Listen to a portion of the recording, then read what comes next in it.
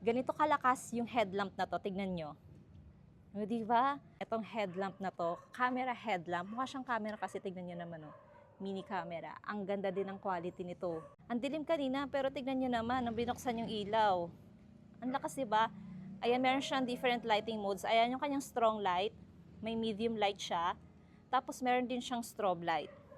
And hindi lang yan, mga mima, telescopic zoom din na to. Naz-zoom in and naz-zoom out siya.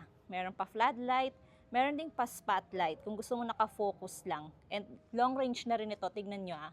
Ang layo din ang nararating ng ilaw nitong headlamp na to.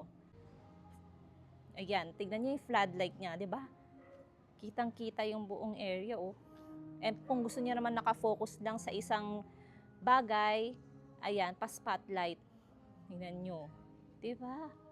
Tapos bukod dyan, ang isa sa kinagandahan nitong headlamp na to, meron siyang wave sensor. I-on nyo lang yung parang Wi-Fi logo niya. Ayan. I-click nyo lang yung button na yan.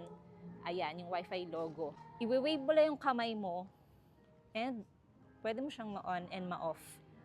Ayan, i-wave mo lang. So in case na madumi yung kamay mo or basa, hindi mo na kailangan pang hawakan yung button. Diba? I-wave mo lang yung kamay mo. Mag-on and mag-off na siya. Na, diba? Ang ganda. Super nice din ang headlamp na to. Pwede sa mga asawa nyo. In case na meron silang gagawin sa lababo, sa sasakyan, sa motor. Ayan, perfect tong headlamp na to.